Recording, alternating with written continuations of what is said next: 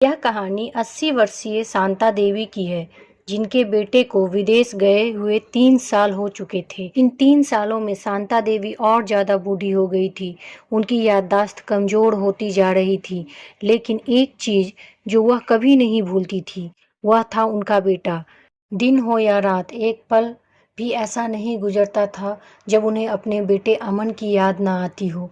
दूसरी ओर अमन साल में कभी कभार अपनी माँ को फ़ोन करता और मुश्किल से 1-2 मिनट बातें करता। इसके बावजूद शांता देवी अपने बेटे का इंतज़ार करती रहती, उम्मीद करती कि वह एक दिन ज़रूर लौटेगा। फिर एक दिन अमन का फ़ोन आया। हेलो माँ। हेलो, सुन रही हो माँ? मैं अमन बोल रहा हूँ, तुम्हारा बेटा। कैसी हो माँ? मैं ठीक हूँ बेटा। तुम और बहू कैसे हो? मेरा पोता कैसा है? शांता देवी ने धीरे से पूछा। सब अच्छे हैं माँ। मैं अगले हफ्ते गांव आ रहा हूँ तुम्हें लेने के लिए। अब हम सब साथ लंदन में रहेंगे। तुम्हारी बहू कह रही थी कि माँ को यहाँ ले आओ, बेचारी अकेली वहाँ परेशान होती होंगी। अमन ने कहा। माँ की बूढ़ी सूखी आंखें आंसुओं से भीग गई। उसके कमज़ोर शरीर के नस नस में खुशी की लहर दौड़ गई। बेटे और बहू का अपने प्रति ऐसा प्रेम देखकर उनका दिल भर आया। अमन ने आगे कहा, माँ तैयार रहना, मुझे ज़्यादा छुट्टियाँ नहीं मिली। जितने पैसे लेने हैं लेकर रखना। तब तक मैं प्रॉपर्टी डीलर से बात कर लेता हूँ घर बेचने के लिए। घर बेचने के लिए? शांता देवी ने आश्चर्य से पूछा। हाँ माँ, गांव का घर हमें बेच देना पड़ेगा। अब जब हम साथ रहने वाले हैं तो वहाँ घर रखने का कोई मतलब नहीं है। शांता देवी ने पूरे मोहल्ले में घूम घूम कर अपनी इस खुशखबरी को सबको बताया। सभी को यह सुनकर खुशी हुई कि माँ जी अब अपने परिवार के साथ आखिरी दिन खुशी से बिताएंगी। घर लौटकर शांता देवी ने अपने घर को देखा, जैसे वह अपने बेटे को देख रही हो।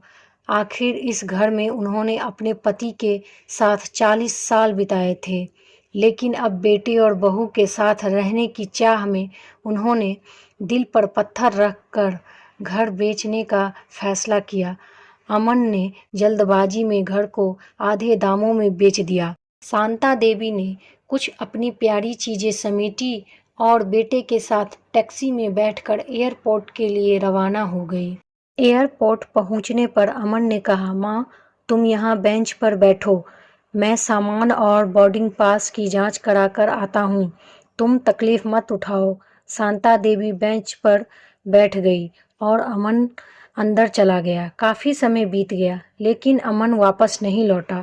थोड़ी देर बाद एक कर्मचारी ने आकर पूछा, माँ जी किसका इंतज़ार कर रही हैं? शांता देवी ने जवाब दिया, मेरा बेटा अमन अंदर गया है, हम लंदन जा रहे हैं। कर्मचारी अंदर गया और थोड़ी देर बाद वापस आकर कहा, माँ जी लंदन जाने वाली फ़्लाइट तो दोपहर में ही जा चुकी है और आपका बेटा भी उसी फ़्लाइट में चला गया है। यह सुनकर शांता देवी की आंखों में आंसू बहने लगे। किसी भी तरह वह वापस अपने गांव पहुंची, लेकिन वह घर अब बिक चुका था। अब वह अपने पुराने आंगन में तुलसी के पास सो गई। घर के नए मालिक ने उन्हें दया से एक कमरा किराए पर दे दिया। शांता देवी अब पेंशन के पैसों से गुजारा करने लगी। कुछ समय बाद नए मालिक ने उनसे कहा, माँ जी आप अपने किसी रिश्तेदार के पास क्यों नहीं चली जाती? यहाँ आपको तकलीफ होगी। शांता देवी ने उत्तर दिया, अच्छा तो होगा, लेकिन अगर मेरा बेटा वापस आया तो उसका ख्याल कौन रखेगा? मेरा बेटा बहुत भोला है, उसे अपना ख्याल रखना नहीं आता। मैं कहीं नहीं जाऊंगी। दोस्तों सच बता रही हूँ, माँ की ऐसी बातें सुनकर मेरी आंखों में आंसू आ गए।